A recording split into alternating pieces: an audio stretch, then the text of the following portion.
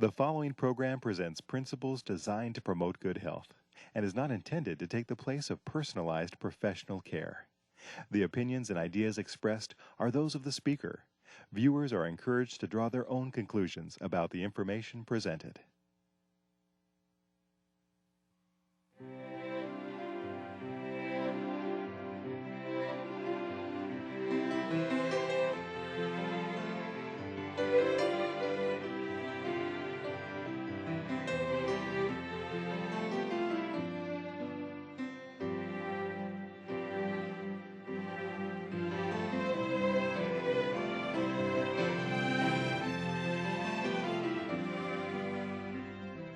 Hello and welcome to Health for a Lifetime. I'm your host, Don McIntosh. We're glad you're with us. And Doctor, we're glad you're with us as well. Thank you. Dr. Alan Handysides is actually you're in charge of the Health and Temperance Department for the Seventh-day Adventist Church worldwide. And your background is that of dealing with children, pediatrics, and also with women's health issues, that being obstetrics and gynecology. Is that right? That's correct. Yeah. So today we're going to talk, two men, I can't imagine this, talking about women's health issues. We want to talk about women's health issues. And so what would you say some of the most important women's health issues are? Understanding that there's two men talking here, we could get in trouble.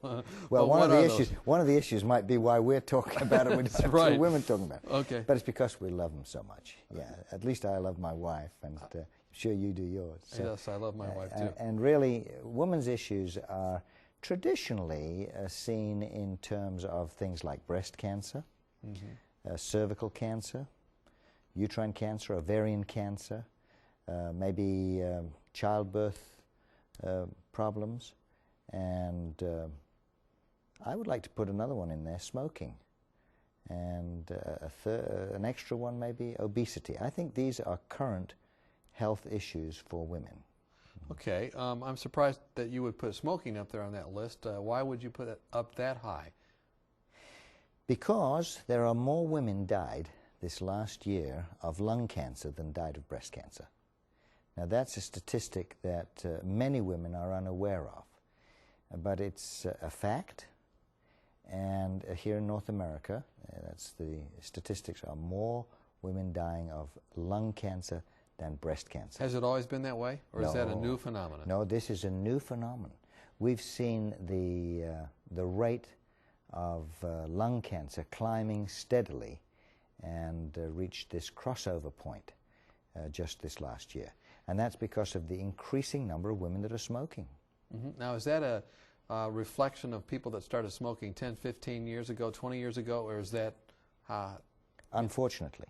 Okay. Unfortunately, it's a reflection of what they were smoking in the past, but we know that more young women today are smoking than have ever been smoking in the history of women in America.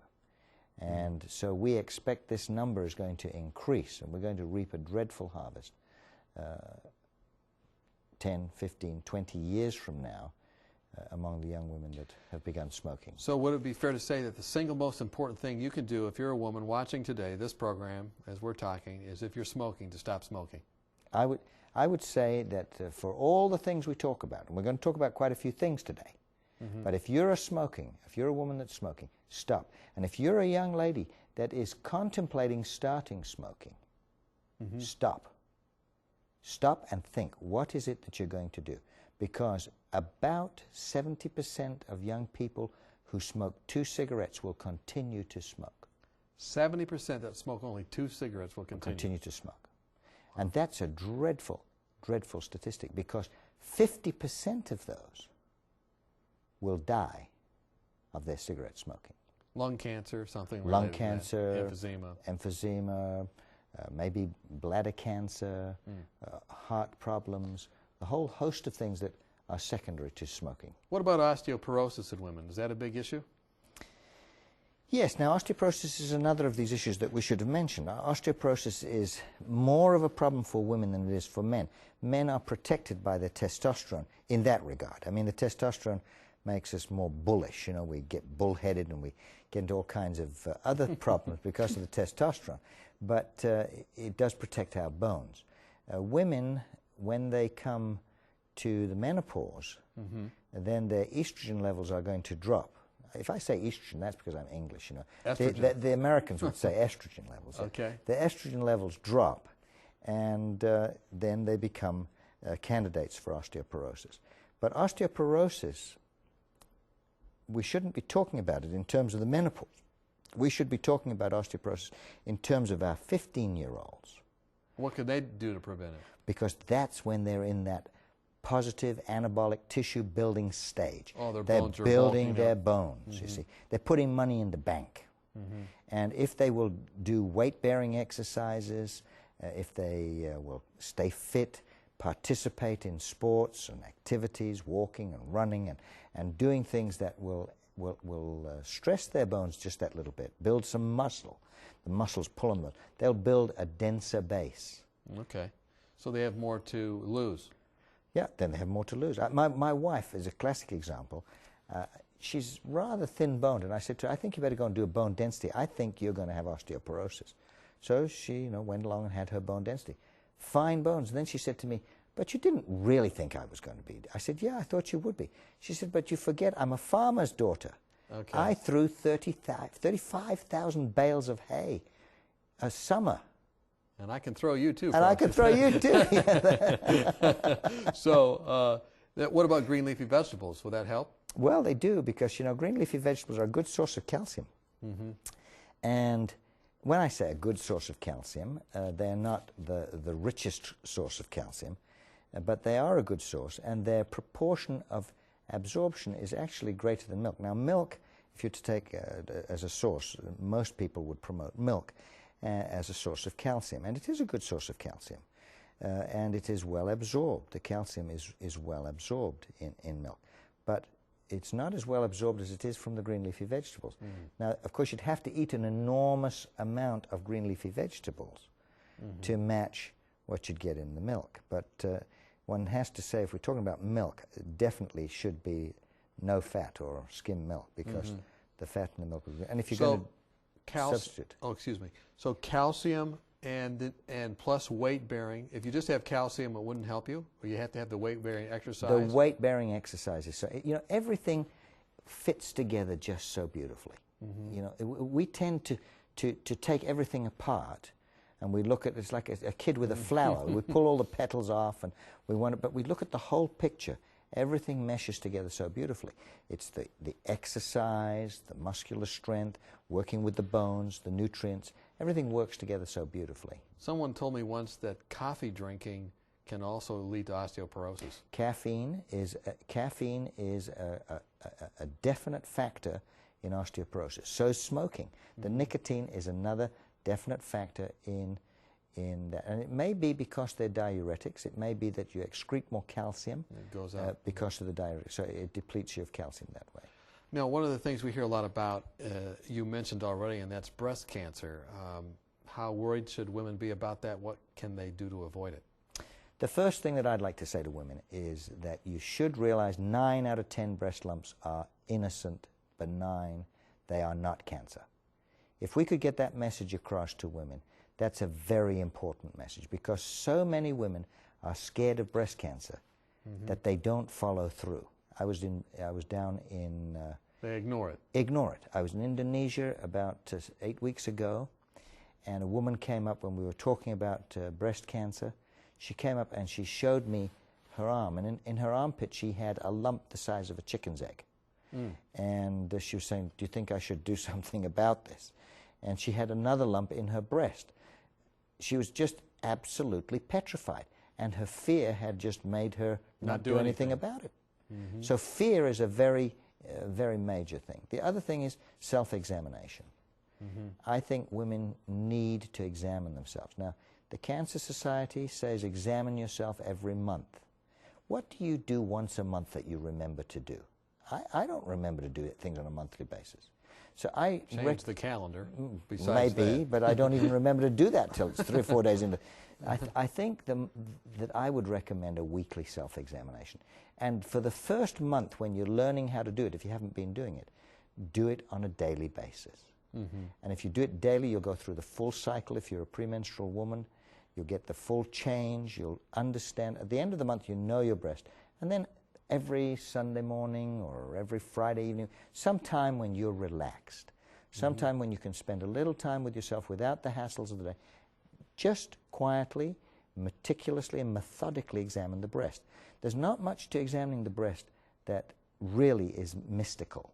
You just have to remember to examine from the midline of the sternum down to the rib cage below, right across the axilla and up to the clavicle here. And you can do it in a circular contour thing, or you can do it up and down. Use both hands and examine every square centimeter of the breast. Anything that you find that you don't understand and you're worried about, you go and get it checked. But don't go in a panic, just get it checked. Do some things make people or women more prone to breast cancer than other things? There are. For instance, a family history. Breast cancer is going to involve 1 in 9, 1 in 10 women in North America. So it's pretty prevalent. So the chances are that you'll have somebody in your family, especially if it's a big family, that has breast cancer just on that basis alone. But if you have a very strong family history of your grandmother or your mother and her sisters, or aunties and 2 of your sisters have it, then you need to say, better watch out. Maybe there's a family history here. Now, they can identify 2 abnormal genes. There are 2 genes called BRCA1 and BRCA2. That stands for breast cancer 1, breast cancer 2. If these genes are defective, then it seems that there is an inhibition of the protective mechanisms against And can you find out if you have those genes? Yes, you can. Now, what are you going to do? It's like a dog chasing a car, you know. What's he going to do with it when he's got the car, you know? It's a big question, see? Because what are you going to do if you find you're carrying a gene for breast cancer? Probably get worried if you're one type of person. There's all kinds of problems that come out. But you need to think that through and decide in conjunction with a good advisor, with your personal doctor, personal physician, to discuss this issue as to what you should do. If he and she, or she and he, feel that this is what you should do, then you maybe would go through and have that testing. Okay, so in other words, you don't necessarily have to run out and get that test, but check with your Healthcare provider, and they could let you know. Now, what if a doctor does find a breast lump, or if you find one and let your doctor know about that? How do they find out whether or not it's malignant or benign? I'll give you a classic example in our family. My sister-in-law came, her daughter had been married on the Saturday night. So the daughter was married. Sunday morning, 7 o'clock, knock on the door. I was staying out at the farm. And she said, "Al, will you come and examine my breast?" And I said, "Examine your breast?" I mean, it's sort of 7 o'clock in the morning. My sister-in-law's coming, wanting me to examine her breast. But she had found in the shower that morning a small nodule just on the median side of her breast. I didn't know. It was the size of maybe a split pea. I couldn't tell whether it was malignant or it wasn't malignant. So I said to her, "You need to have it checked out." What do we do? Well, go for a mammogram. A mammogram may show small needle point calcifications, or it may show slight distortions of the tissue that suggest that there's something going there. It may be a big lump that somebody feels, and it may be an ultrasound of that breast will show fluid in it and that it's cystic. So you need to have it methodically examined, but the gold standard is a biopsy. Biopsy. Take a tissue sample. A tissue sample. There are probably 6 or 7 different ways of obtaining a biopsy, but depending on what and where this lump is, it needs to be categorized as to whether it's malignant or not. And time is of the essence. This is one of those things that when the woman feels a lump, she thinks it's an emergency. Bang, bang, right now. I've got to get it out, got to get it out. You know, it's panic buttons. Okay. In reality, it's probably been present for many weeks or months before, maybe even a couple of years it's been there. So a week or 2 is not going to make or break it. Okay. So they need to be reassured, although emotionally they don't want to see a lot of time wasted in investigating that. And a good physician will see to it that they don't wait too long. We're talking with Dr. Alan Handysides. He's a specialist in women's health issues. We hope that you join us when we come back.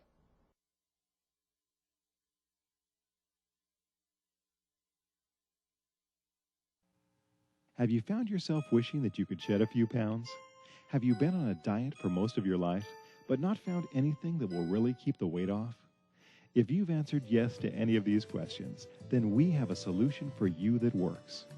Dr. Hans Deal and Dr. Eileen Luddington have written a marvelous booklet called Reversing Obesity Naturally, and we'd like to send it to you free of charge. Here's a medically sound approach successfully used by thousands who were able to eat more and lose weight permanently without feeling guilty or hungry through lifestyle medicine.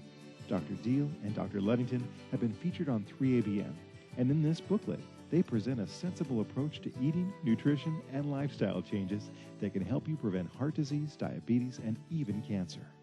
Call or write today for your free copy of Reversing Obesity Naturally, and you could be on your way to a healthier, happier you. It's absolutely free of charge, so call or write today.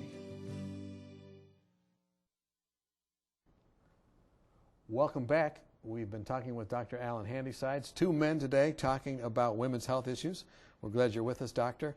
When we left, we were talking about breast cancer, breast self-examination, and how to tell whether or not it's a malignancy or not. Many people or many women have questions about hormone replacement and its role in breast cancer. Can you help us with that? Well, you know, this is a very interesting question. Hormone replacement therapy came in primarily for the symptoms of the menopause, hot flushes and feelings of agitation, nervousness, sleeplessness, and so forth. And when they were introduced, they started treating people with just estrogens alone. It wasn't too long after that that they began to find that there was an increased instance of endometrial cancer, cancer of the lining of the uterus. And so then they added to the replacement therapy the progestins so that they would more closely mimic the natural cycle of hormones. And then there was a fall in the rate of endometrial cancer. But there's always been a question, what is happening to the breast with the prolongation of these hormones? It's not as though the hormones are very high doses. In fact, probably the usual replacement is about 1/6 of the dose that you would find in a birth control pill. But it is known that prolonged usage of birth control pills over 15 years is associated with a slight increase in breast cancer.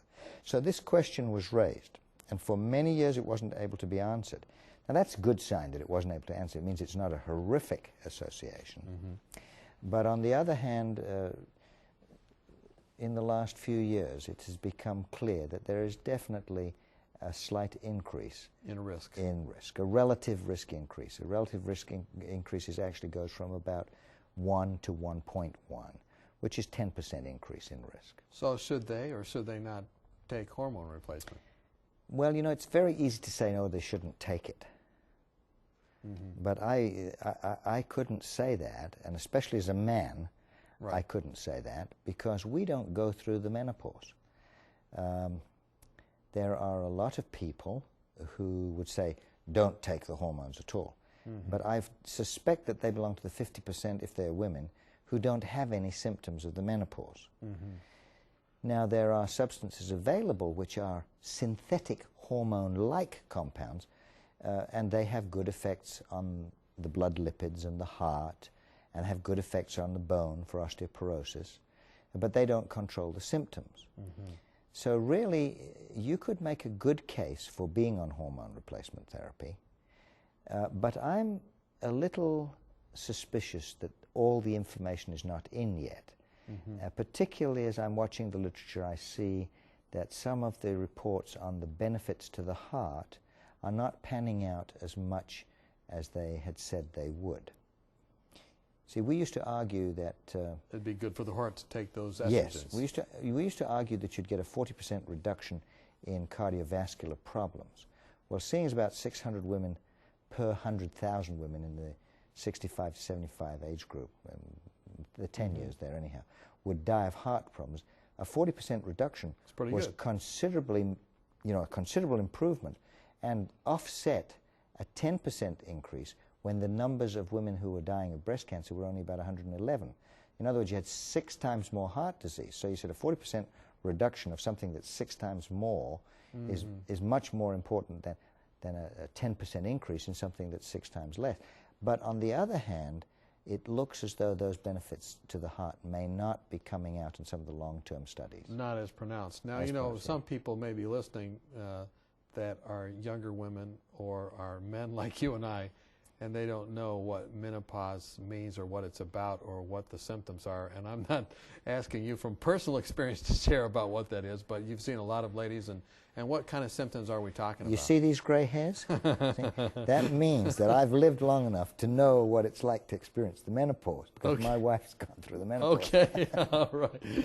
I've experienced it secondhand. Okay. And the menopause comes because the ovaries cease to produce eggs, and then when there are no eggs coming out, there are none of those cells around that produce the estrogen and the progesterone. So there's a hormonal fall-off.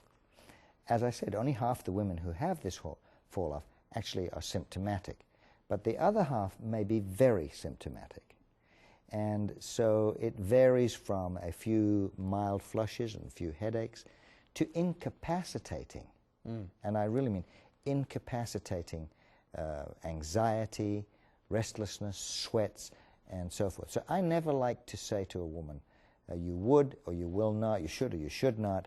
I like to explain the background and to look at that individual's setting. Now, of course, a lot of women say, well, I'll take natural stuff. I'll take mine as isoflavones or in soy products and this. That, in a way, is a little bit begging the question, because what you're doing is you're just taking a different form of estrogen. And you really don't know how much you took. And you don't know how much you're taking. So, I mean, to be a purist and honest, one has to say, well, then we're not arguing, you know, whether you will or won't, it's how much or what kind. You don't really even know, yes, right? Yeah. Does this menopause and the hormonal changes, does it affect a woman's sexuality or anything in that regard? It appears that a very considerable number of women have a decreased sex drive or libido. Okay. Not all, though. Some in the menopause actually see an increased libido. The sex drive comes from testosterone. Now, some testosterone is produced by the ovaries, but there is another amount of testosterone that is produced by the adrenal glands.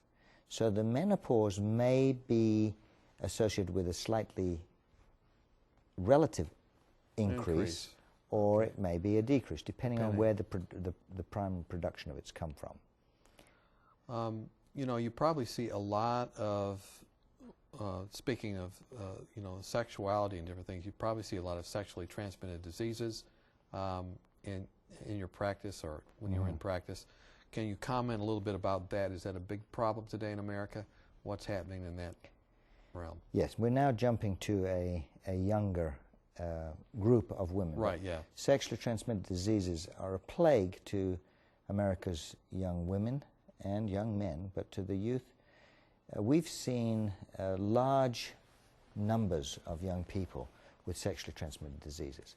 Sometimes not the ones that we have traditionally talked about. For instance, syphilis seems to be somewhat less prevalent than it used to be, and gonorrhea is not as prevalent as used to be. Chlamydia is up. And why is that? I don't know. Maybe sensitivity to antibiotics and so see. forth might be partly to blame there.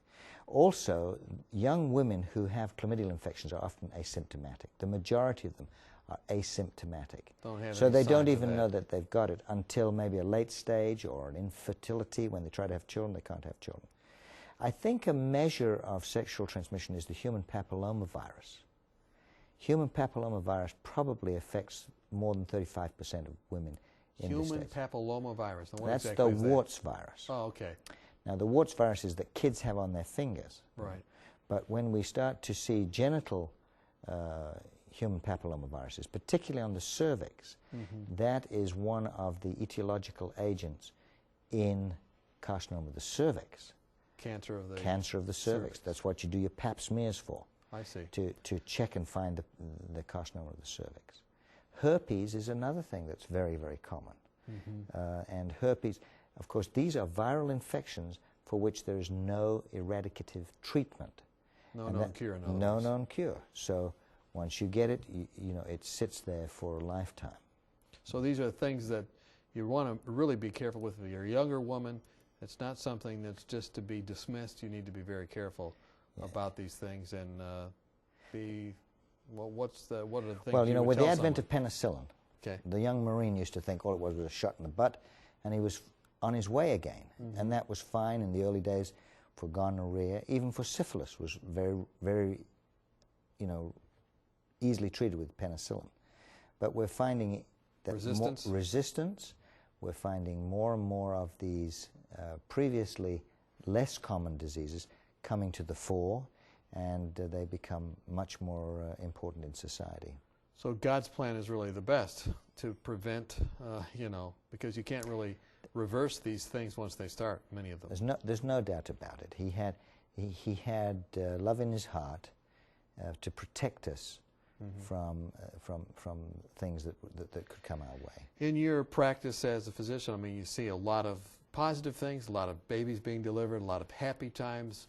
But when you're dealing with someone, I think of the woman in the Bible in Luke 8 that had gone to many physicians and spent all she had and had a flow of blood. Or I think about the compassion that Jesus had with women's health issues, if you will.